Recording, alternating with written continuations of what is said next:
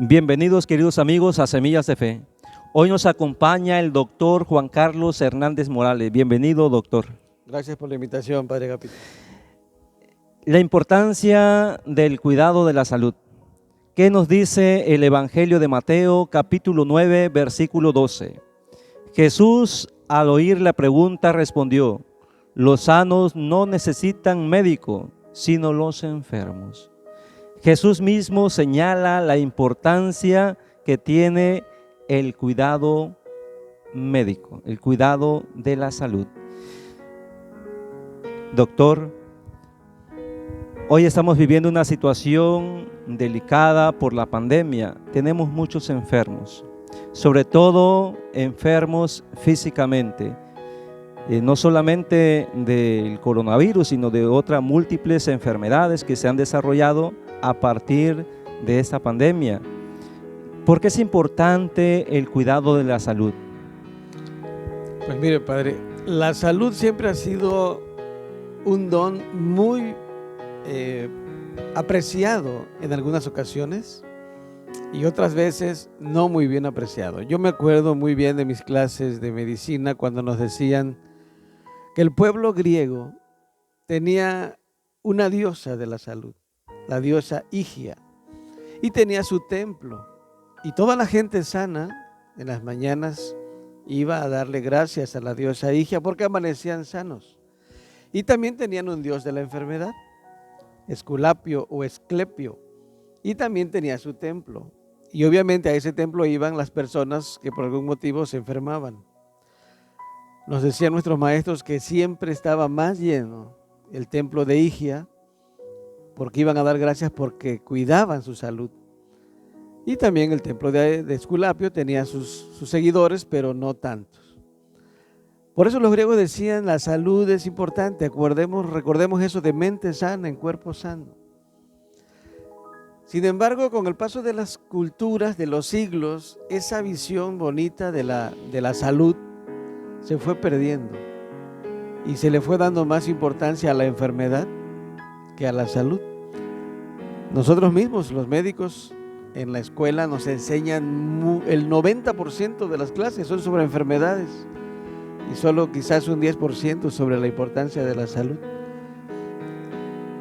Todos los siglos después de los griegos, la salud se fue olvidando. En las primeras escuelas de medicina que existieron, una de las materias más importantes se llamaba higiene, en honor a la diosa Higia. Y ahí enseñaban todo lo básico de cómo podemos mantenernos sanos, evitar llegar a enfermarnos. Sin embargo, fueron ganando terreno las ciencias que hablaban de enfermedades. Higiene fue apareciendo en unos programas, otras veces lo quitaban. Finalmente ahorita ya no se enseña higiene en las escuelas. Se le puede llamar tal vez ahora educación para la salud, pero higiene quedó refugiada. Yo le decía a mis pacientes, cuando entras a un baño y ves un lavabo y ahí dice: por higiene lávate las manos. A eso quedó reducido aquello que era tan bonito y que obligaba al hombre a hacer algo por cuidar su salud. Ahora aquí llegamos venía reflexionando en el camino al terreno de hasta que la ves perdida es cuando sabes lo que tienes. La salud la pierdes y hasta entonces la extrañas. Y mientras estás enfermo prometes que vas a cambiar, que vas a cuidarte, pero una vez que recuperas la salud, volvemos a lo mismo. Nuestras actitudes siguen siendo de no cuidar nuestra salud.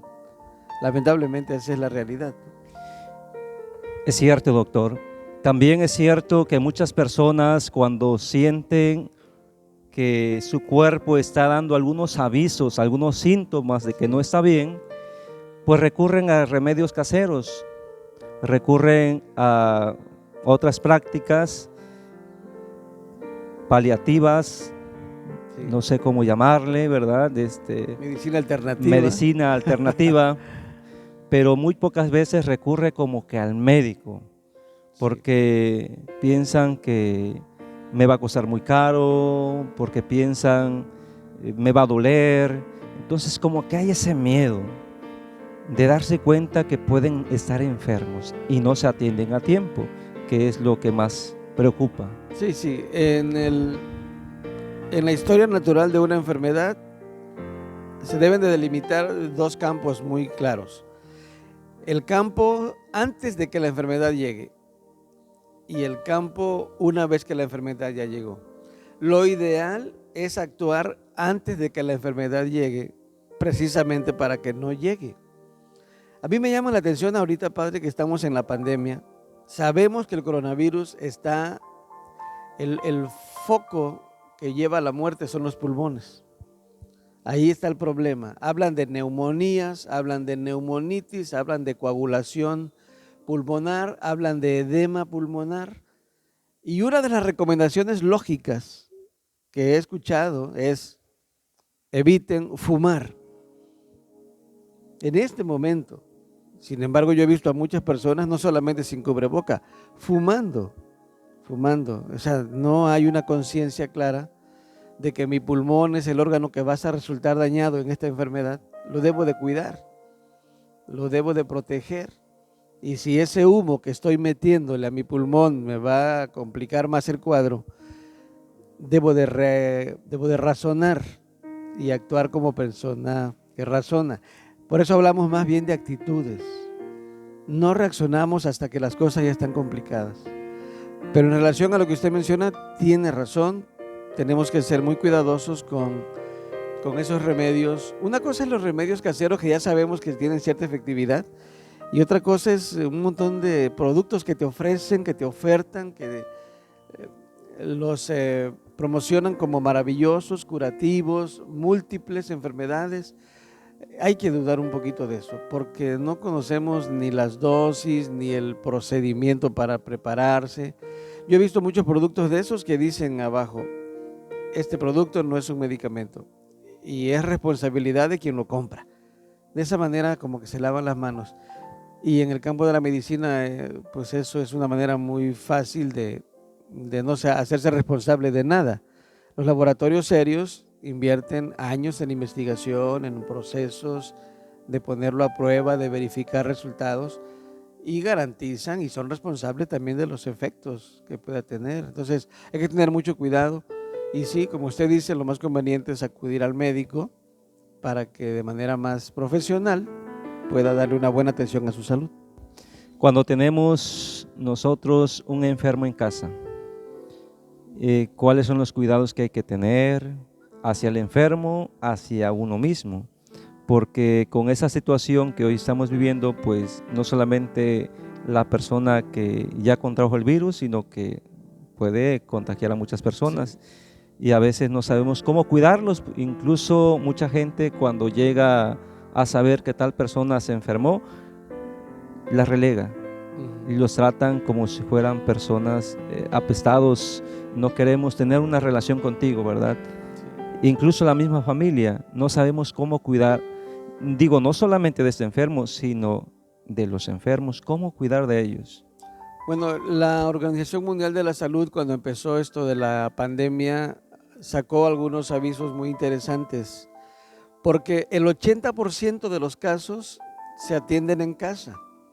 Solamente un 20% llega al hospital, y de ese 20% que llega, quizás un 8% son los que se ponen graves y pueden morir.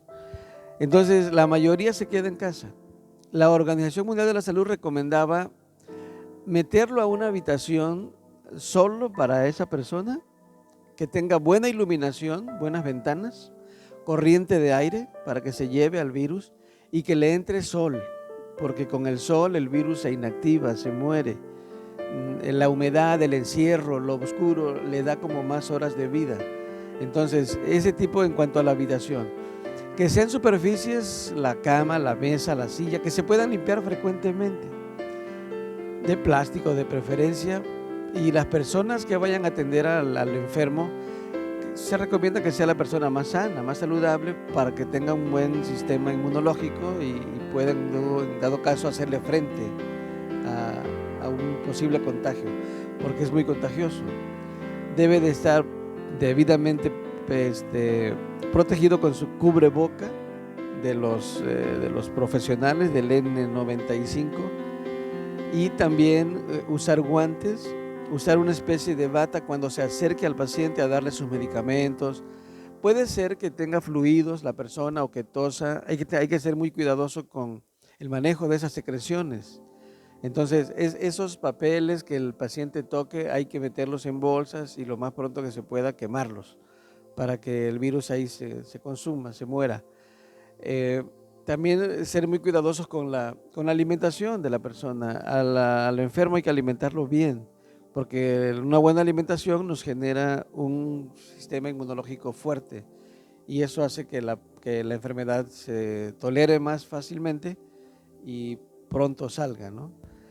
Evitar que entren niños a esa casa, a esa habitación. Hay que asear, trapear con cloro y agua, es suficiente. El virus se muere con el cloro o con cualquier detergente también.